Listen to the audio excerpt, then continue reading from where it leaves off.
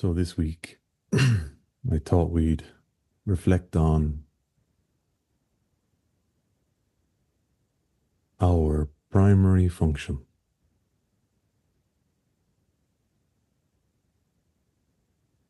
Doesn't give a lot away and is likely to trigger some thoughts in your own minds. Maybe this is a useful place to support ourselves in our own inquiry. When we think of function,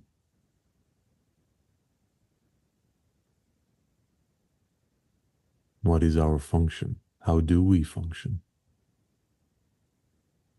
In what ways do we participate and engage in this, the human condition, and the experiences of the human condition, which is a complex mix of natural, organic world and the socio-linguistic conceptual world. And we have to straddle between both.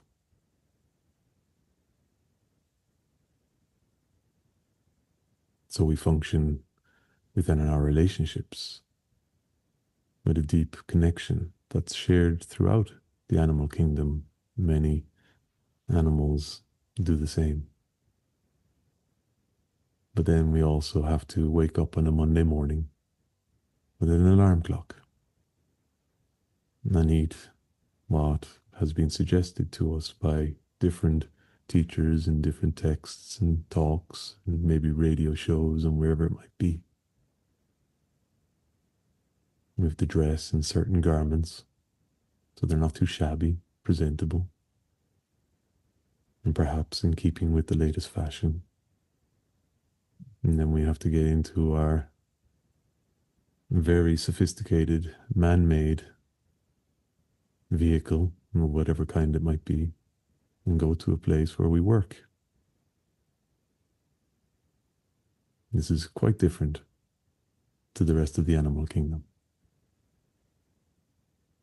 And so we straddle both realms. And so what's our primary function then?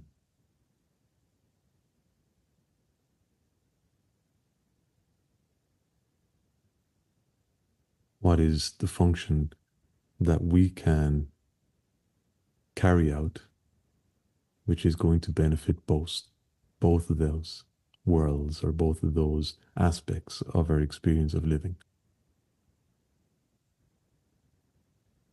I'm still not giving a lot away here, but this is the idea of it. The idea is for us to inquire and reflect. And then after several decades of living, you've probably started to get a sense that there's no absolute answers here.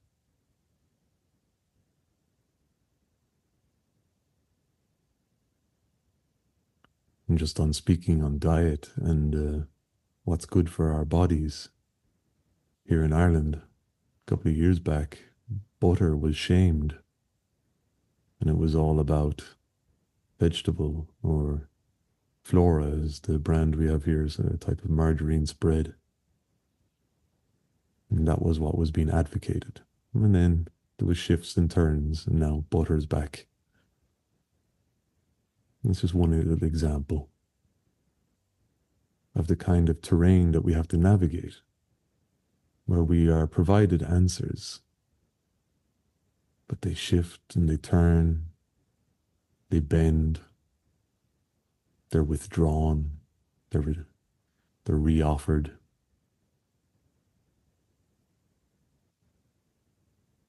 But that's what we're here for, is to seek out some kind of answer.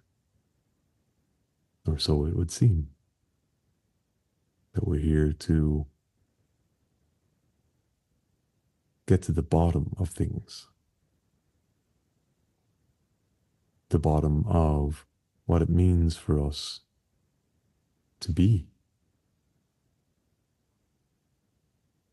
And what our connection is to everything that we experience. Ultimately, the question is, what the hell is going on? We can remove the word hell if you like. What is going on?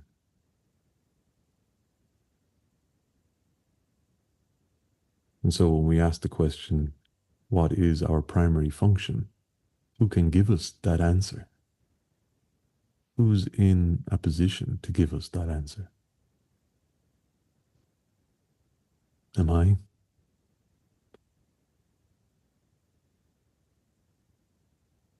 I can give a suggestion. I can propose an idea.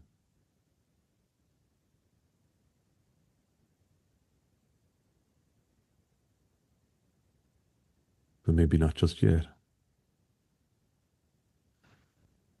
Maybe it's useful to not have the immediate answer.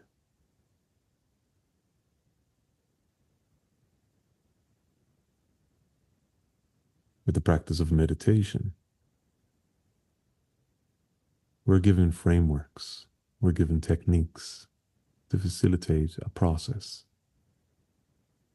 Depending on the tradition that we're part of, these may vary.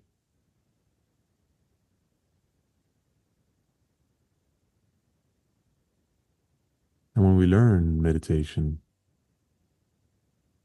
we can often assign to these techniques and these frameworks the idea of them being the solution. They are now the answer. And all I need to do is to sit with discipline and apply myself to using this technique. And with that, all will be fixed, sorted out, and revealed. And if you've been involved in meditation for any length of time, you start to realize that that's not exactly how it works. Meditation, as much as the modern self-help, self-development, self-care industry might like to promote, is not a silver bullet. And it's hard work. It's work. And the reason it feels like that is because there is no immediacy to it. It's a very subtle unfolding. And not an unfolding of a socio-linguistic concept that gives us the final answer, but actually of something so subtle, so refined, what we might call so abstract, that it can feel extremely slippy within our awareness. And when we think we've moved some ways closer, maybe we've had some kind of insight or revelation, or maybe we've experienced life in a way which is shifting our perspective, what we might call a learning or growth or an insight. It may not necessarily last very long, or it might begin to fade over time. And then we wonder, and we're left wondering, well, now what? I thought I had it. Thought it was in the bag. Thought I could go home. But it wasn't. Maybe the bag has a big hole.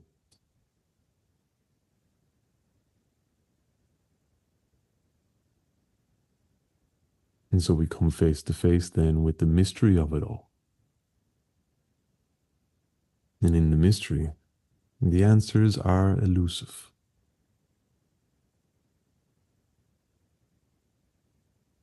They are slippery. They're poetic. They're nuanced.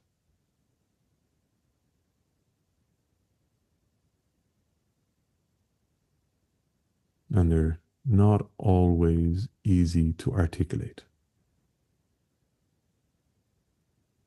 Or if they lend themselves to be spoken about,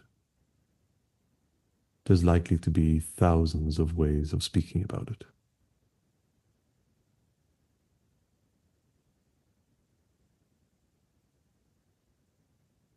So the answer is not singular. It defies any attempts to package it up. So now we have our question again. What's our primary function?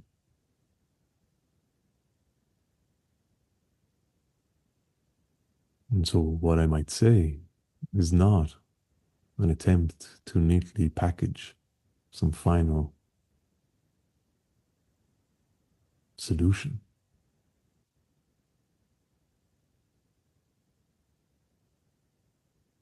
It's more to act as a bearing point, a type of coordinate, if you want to say, which lends itself to help us to navigate this experience. And maybe just to reiterate the experience is complex. The human condition is complex. It's a baffling mix of the natural world with a conceptualized, man-made, language-based world.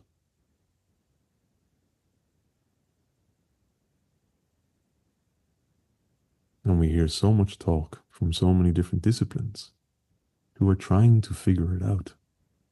They are trying to get to the bottom of it. And they all feel at certain times that they have it figured out. Well, that's it. Now we've got neuroscience. It's giving us all the answers. You know, we've got so many developments within our sophisticated societies, which do provide benefit in terms of many different aspects of our lived experience.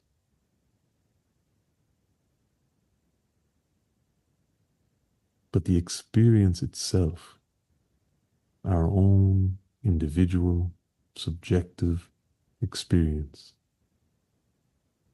cannot be reduced.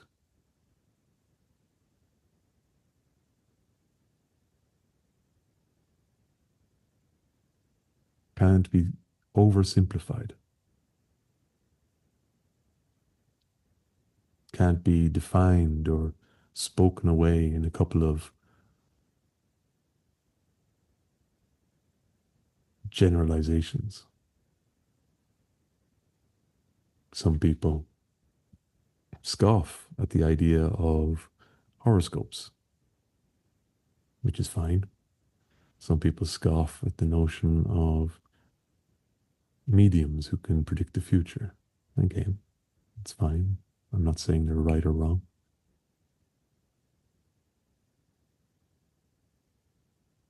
But what we might want to take into consideration is efforts which the human being continuously makes to get an understanding of what's going on. And then when they've found something, they latch onto it. And in some regards, they latch onto it to the point of actually disrespecting the unfolding of life itself. They're latching onto something causes conflict, hurt.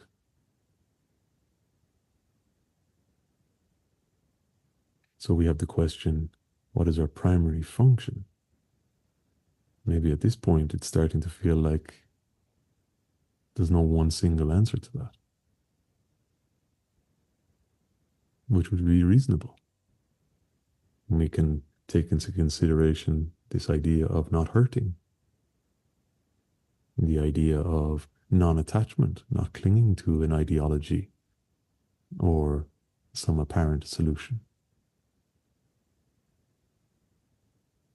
So we can again refer to the frameworks offered within yoga, the yamas and niyamas, as a lens, a scaffolding to start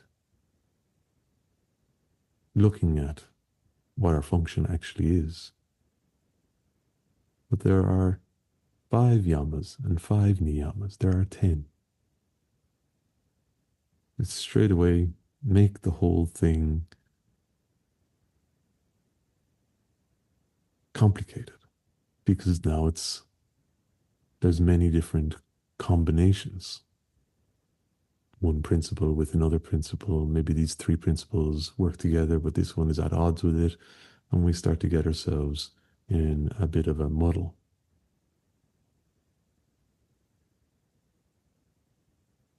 And the muddle comes with our perhaps overexerting ourselves to find that single answer, to have it all figured out. Like the people with the margarine and the butter, they thought they had it all figured out. And then they had to come back with their tail between their legs and say, no, actually, you were wrong. Which is okay.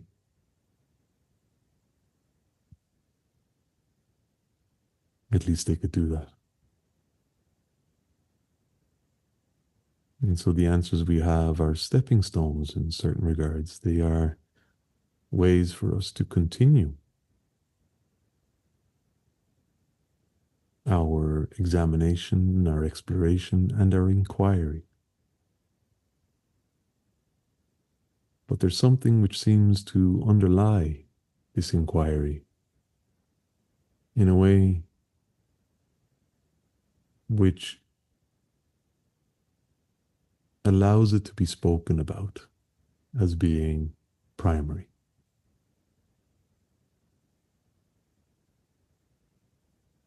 No.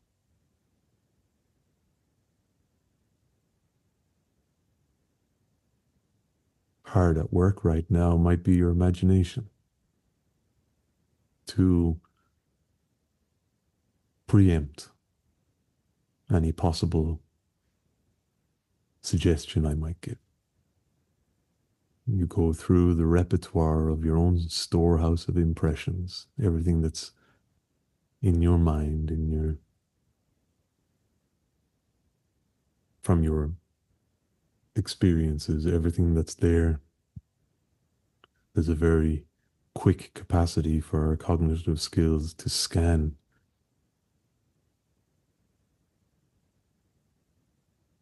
what is contained within our minds to see if we can find the answer. What is it that is this primary function? And depending on how invested we are, we might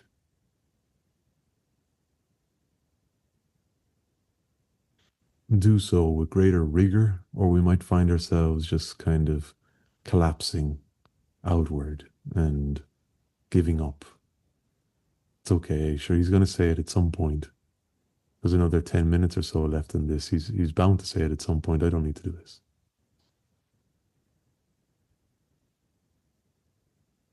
But that's the very essence of the answer. Because in our own individual lived experience, we have brought here to this meeting space a wide variety of lived experiences,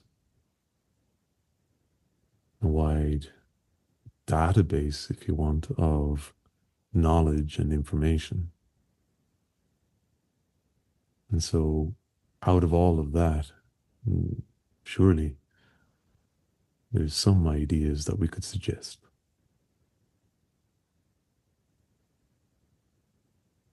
To bow out and give up on trying to figure it out.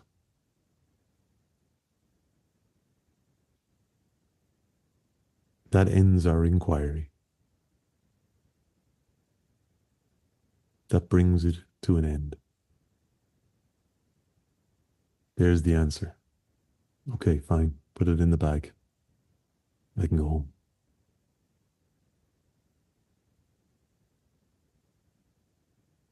But as we know, the answer isn't absolute. It shifts and changes. So why would we end the inquiry?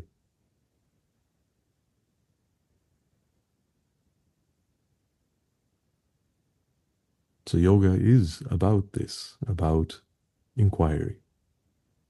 Inquiry into, and depending on which philosophical tradition you're going to refer to, but fundamentally the inquiry can be said to be one of trying to discern an aspect of our being which is unchanging. So if this aspect of us which exists, which is unchanging,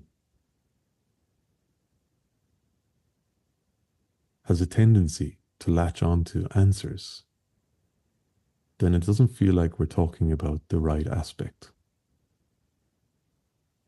The aspect of us which latches onto answers and ends the inquiry, that aspect is what we might call the ordinary self, the personality character, the one who likes to have things packaged, where they can define themselves in relation to these things, in relation to the techniques, in relation to the ideas, in relation to whatever answers that they just feel align with their preferences. Meet this person again in 10 years and there might be a shift in all of this. So this is changing. So this isn't the self which we're trying to inquire into. We're trying to discern the self which is unchanging, which means that it's a self that doesn't need answers. It's a self which doesn't define its very essence on externals. So if this is the self, the aspect of our experience of being, which we want to uncover and reveal,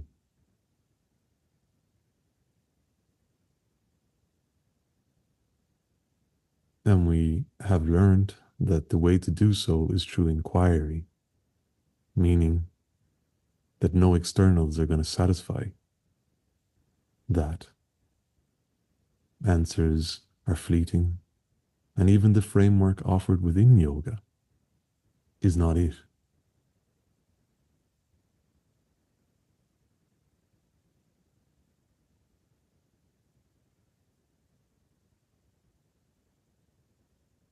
If we accept this self and this process of inquiry as being the means,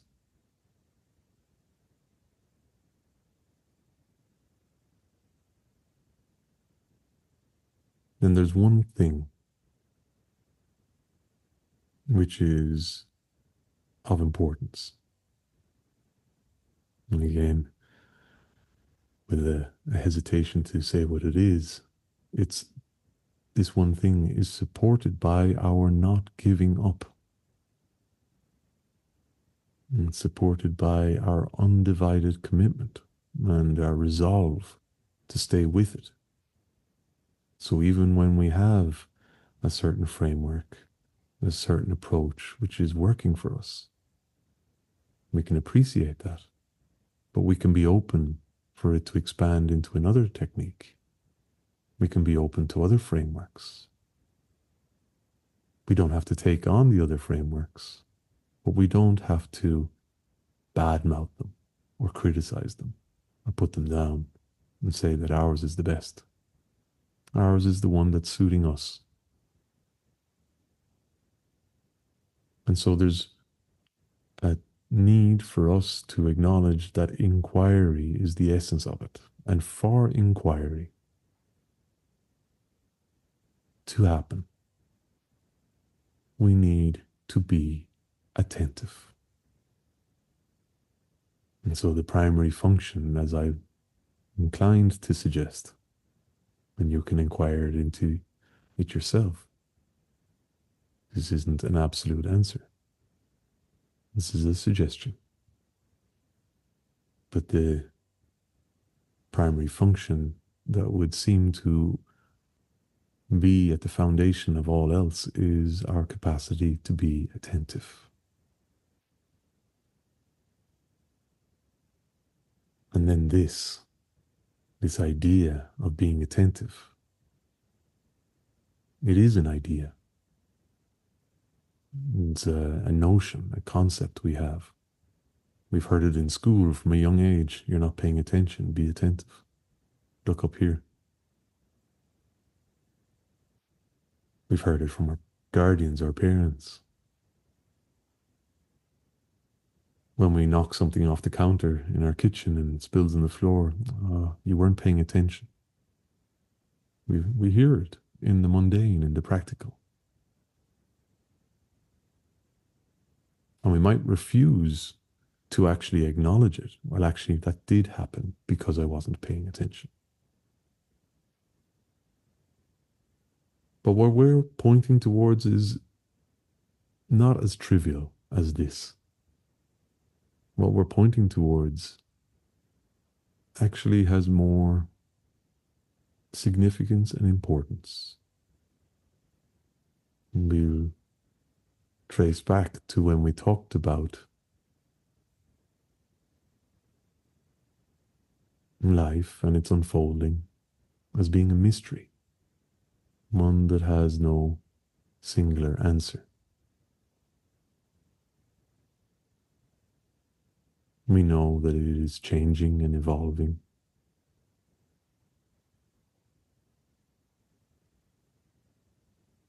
But what lends itself to our being capable of experiencing the mystery, despite the fact we can't put it into words, despite the fact we can't explain it, package it, and put it in the bag, what allows us to be part of it and to appreciate it is to pay attention to it.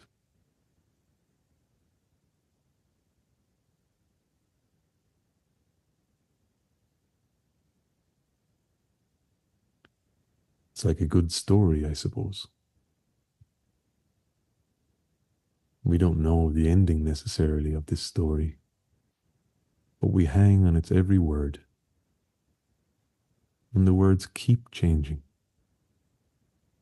When we get to the end of the first sentence, we're intrigued by what the next sentence might be. But it's not to disregard the word that has finished the first sentence. Each and every word has a potency. It has a capacity to strike into the whole sentient experience of being. When we get to the end of the sentence and we're fascinated, we want to hear another one. But the next sentence starts with one word, moves into another word. But each and every word unfolds in this captivating mystery, which we have no idea of where it's going to go. We move through the sentences and we get to the end of the first paragraph. We might have to take a break. The excitation from it can leave us to feel overwhelmed. Or just need to take a pause, a sigh, reflect. We're right there in the heart of it. We're experiencing it moment to moment as it unfolds. One paragraph, the next paragraph, the next paragraph. And there's a mystery to it, which we love.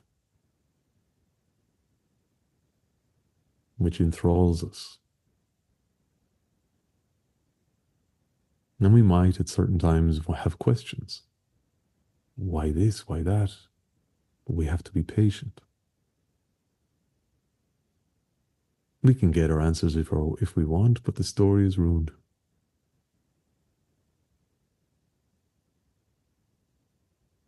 So we have to be patient, celebrate the story, be part of it, pay attention to it as it unfolds.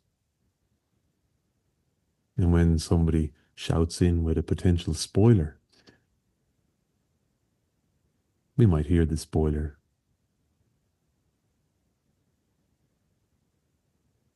but we don't let it perturb our experience.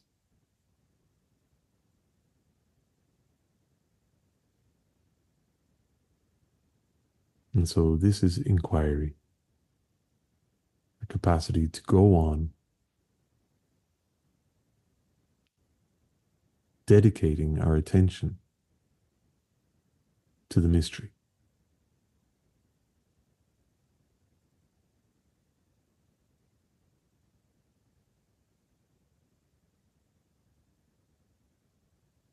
Now, you might have certain thoughts or ideas in response to this, understandable. But I offer this just as a way of reflection, as a means for us to continue our inquiry, not as a solution.